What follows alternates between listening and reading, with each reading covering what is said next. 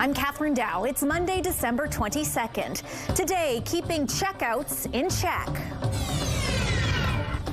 We just want to see fairness, and we want to see better prices. How the Premier plans to target pricing practices for groceries in the new year. Also today, Winnipeg police investigate a homicide in the city's Weston neighborhood. What we know about the killing so far. Plus, delivering a little holiday cheer. Really brighten the day of families all across the city. How many Winnipeg families this group helped over the weekend.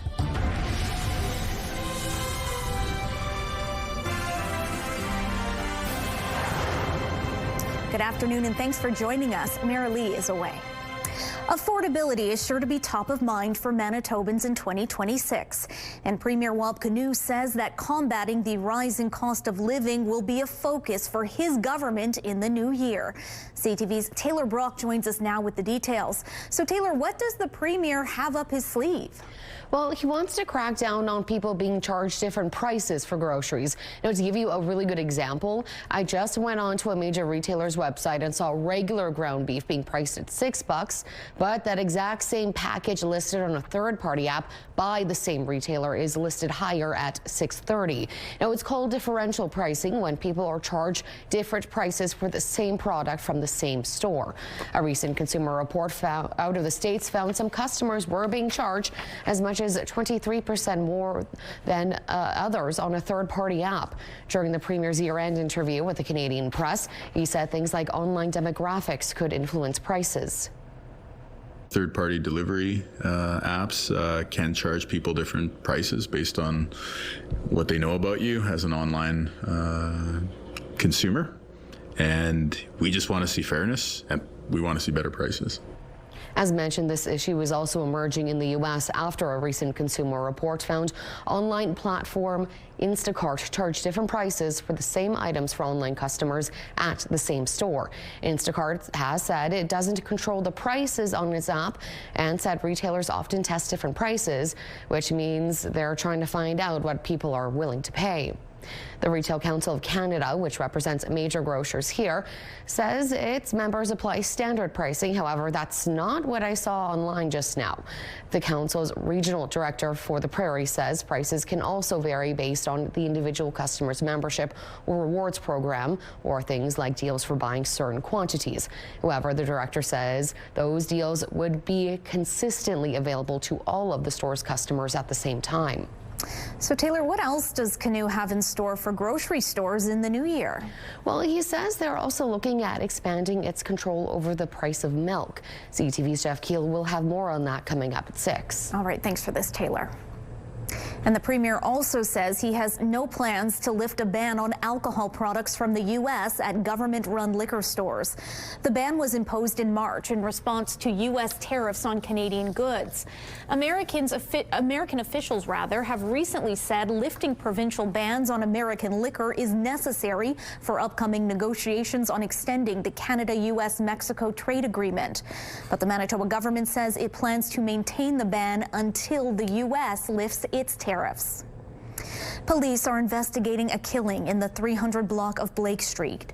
On Saturday afternoon at 2 p.m., officers responded to a homicide at an apartment complex in the city's Weston neighborhood.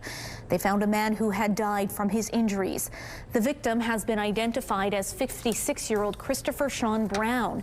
Anyone with information is asked to contact the homicide unit or Crime Stoppers. 2 people are facing charges after police allegedly seized several weapons and a grenade during a drug trafficking investigation. The Winnipeg Police Service says its officers enforced a search warrant on a home in the 200 block of Austin Street North on Friday.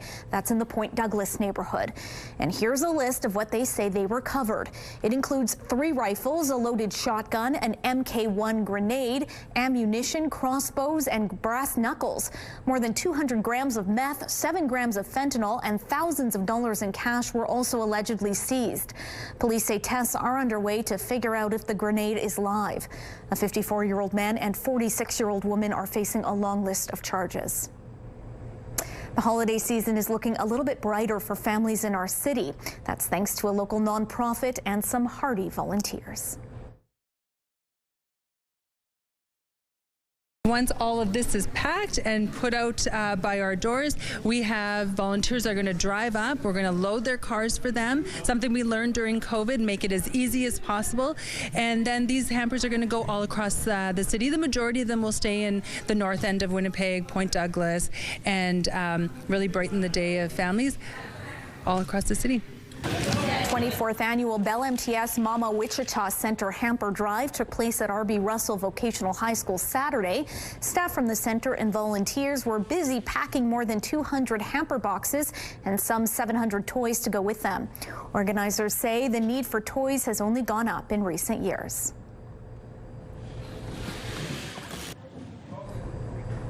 This year, online retailer Amazon also loaned some of its vans to help get the hampers out to folks. A reminder, Bell is the parent company of CTV News. Christmas and Boxing Day are coming up on Thursday and Friday, which means many services and businesses will be closed or operating at reduced hours. Brandon and Winnipeg liquor marts are open 8 a.m. to 6 p.m. on Christmas Eve, closed on Christmas Day, and open 11 to 6 on Boxing Day.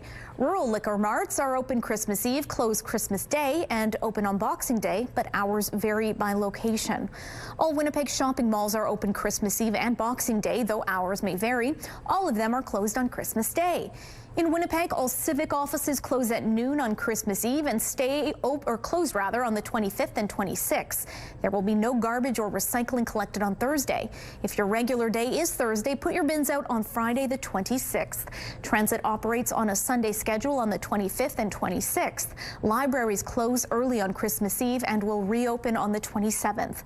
A complete list of holiday-related service disruptions and closures is on our website, ctvnewswinnipeg.ca. The Salvation Army is asking for your help with donations. So far this season, falling well short of its goal. The nonprofit says the Winnipeg chapter needs about $127,000 more.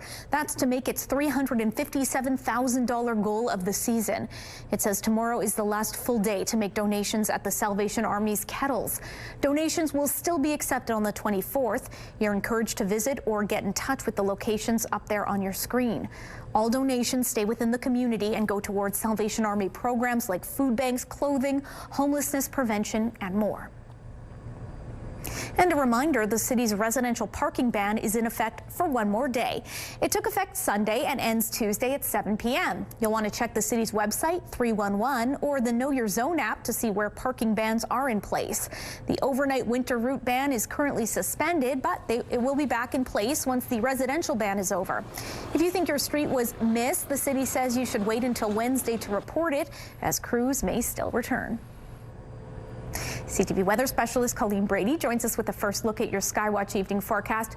Really just a non-eventful couple days weather-wise. Colleen, I don't know what you're going to talk about. I know, after a very eventful few weather days, so just a little bit of light snow, no big deal. Well, actually, it could be a big deal because it could be mixing with ice pellets, so we could be in for a slip-sliding kind of a night after a very slippery weekend here in southern Manitoba. I can vouch for it out on the highways and inside the city. Wow, was it an ice rink? Watch out for that in Winnipeg. Now, we have snow, as you can see, that's crossing the south, and it is just outside of Winnipeg, but it'll make its way in before too long. I'll have more details on that. And coming up, I'll show you just how cold it's going to get for parts of northern Manitoba tonight. But let's take a look through the Bathfitter Live Eye. Bathfitter, your bath and shower experts for more than 40 years.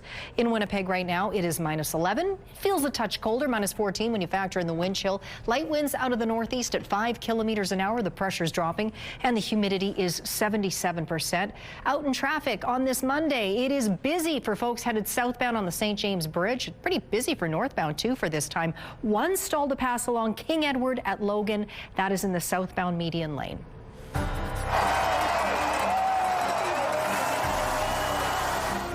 From the trenches to the sidelines, a long-tenured Blue Bomber is trading in his cleats for a clipboard.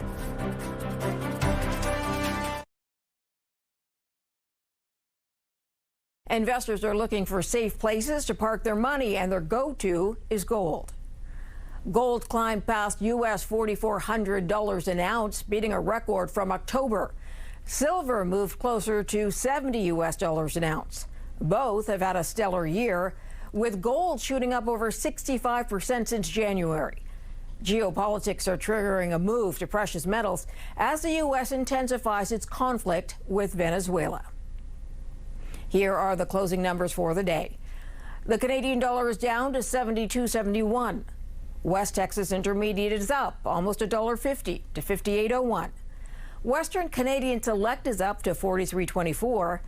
And the TSX gained another 244 points and for the first time ever closed over 32,000. Those are your business headlines. I'm Marella Fernandez. Market Watch is brought to you by Manitoba Blue Cross. Group health plans for any size business. As the old song advises, go on and take a free ride on Winnipeg Transit, that is, this New Year's Eve. The City of Winnipeg and Manitoba Public Insurance are offering the free ride program on the 31st. That means you can ride Winnipeg Transit buses at no charge from 7 p.m. until the end of service. Transit says the last buses will leave downtown at about 1:30 in the morning. You're advised to plan your New Year's Eve transit trip on Navigo. The free ride program is intended to help Winnipeggers get to and from their celebrations safely. Over the weekend, Portage La Prairie welcomed hundreds of powwow dancers and drummers in a sacred competition. The city of Portage La Prairie joined forces with two nearby First Nations, Dakota Plains Wahpeton First Nation and Long Plain First Nation, to host the Prairie Unity Competition Pow-wow.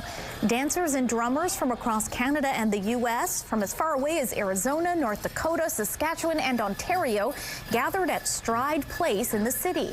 The chairman of the event says he hopes to see the competition become an annual event. It was a part of the Community Economic Development Initiative group that combines two First Nations with a local municipality. So together we had a goal of having an event to show that how we can collaborate and work together for something this size. It took months of planning and a lot of hard work from all three communities. Pow-wow chairman Ralph Francis says about 303 dancers were there on Saturday, with about 1,500 spectators over the weekend. The Winnipeg Blue Bombers are making some changes on the sidelines. On Monday, the club announced it's hiring Tommy Kendall as offensive coordinator, and defensive lineman Jake Thomas is hanging up his cleats to join the coaching staff.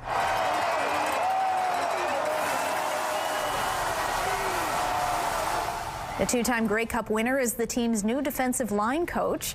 Thomas played 13 seasons for the Blue and Gold, suiting up in 223 career games. That's good enough for fourth place all-time in franchise history. The New Brunswick native is replacing retiring coach Daryl Patterson. Sunday was a milestone night for Winnipeg Jets sniper Kyle Connor. Shifley steps out. Here's Connor with a drive, and he scores! There it is. Kyle Connor with a power play goal, and it's 3-1. That second period marker against the Utah Mammoth was the 300th goal of Connor's career. The winger added his 301st goal in the third period. Morgan Barron managed to tie this one up less than a minute later, but the Jets dropped this one 4-3 in overtime. They are back in action Saturday at home against the Wild.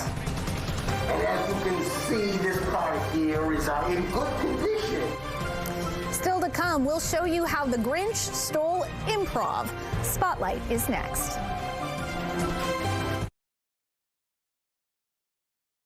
We all know just how cold Manitoba winters can be. Imagine not having a winter coat, boots, a toque, or mitts, and stepping out into the cold. That's the reality for many kids. But you can change that. Give the gift of warmth. Donate to Coats for Kids.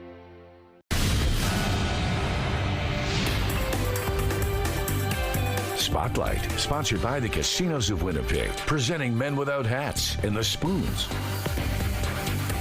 Colleen Brady has your spotlight today. So the Grinch may be a mean one, famously, but his reputation as an improv theater director takes it to an unpredictable new level. I should say so. In fact, that is the premise behind the show, How the Grinch Stole Improv. And as you can see, this car here is in good condition. Sorry, is this supposed to have three wheels? Yeah. The Grinch's mercurial temper and mischievous antics serve as the catalyst as he directs this rollicking and magical night of improv. Director Katie Curtis says the audience is in for a fresh, frisky take on the beloved Dr. Seuss classic, all performed by the Who's in Whoville. What we focus on in a show like this is looking at the source material, what's wonderful about the source material, and how to improvise a story that is going to have all the magic of Dr. Seuss, but still feel relevant to what's going on today.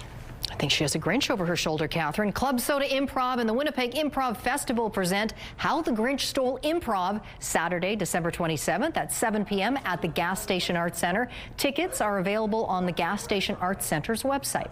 She's lost control of her cast there. They've gone rogue. Yeah. Okay, meanwhile, there's a new champ at the top of the weekend box office. It is no surprise the latest Avatar movie finished in first, but far below expectations. If there's something you can do, then you must do it. Avatar Fire and Ash debuted with $88 million US. Analysts had predicted an opening weekend of as much as $125 million. It was followed by the animated biblical adventure David, which had around $20 million in ticket sales. The film adaptation of The Housemaid was right behind with $19 million to secure third. Meanwhile, the first trailer is out for Christopher Nolan's highly anticipated adaptation of Homer's The Odyssey. That's right. The film follows the Greek hero Odysseus as he travels the long and winding road back home after the Trojan War.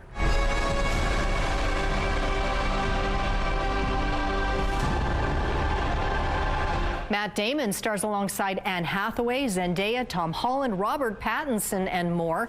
In addition to directing, Nolan wrote the script and produced the film alongside his wife. The Odyssey is set to hit theaters in July. Just a shame you can't get any stars for his movie, as I tell you. Yeah, I know. It's just what a fledgling director. Yeah, exactly.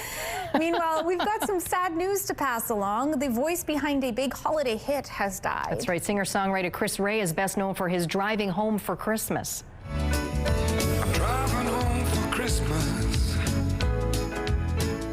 Oh, I can't wait to see those faces. Ray died in hospital following a short illness, according to a statement from his family. Ray found fame in the 1980s in Britain with hits such as Fool If You Think It's Over, which charted in Canada at #1, and Let's Dance. Driving Home for Christmas, which was first released in 1986, became one of the UK's most loved festive songs. Ray was 74 years old. Well, he will be missed, but his songs will live on. That's especially right. this time of year. Yeah. All right, thanks, Colleen. You're welcome. Settle in for some Monday Night Football. The San Francisco 49ers take on the Indianapolis Colts this evening with the pregame show getting it all started. How about that at 7 o'clock at E-Talk. That rounds out the night at 10:30. It's all right here tonight on CTV. CTV Primetime Lineup is brought to you by Strictly Amish, exclusively in Arborg, Manitoba.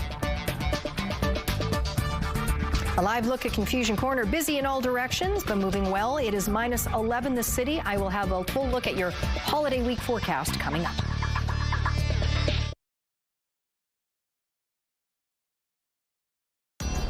Women's clothing provided by RW & Company. Salon services provided by S&Teak Spa Salon.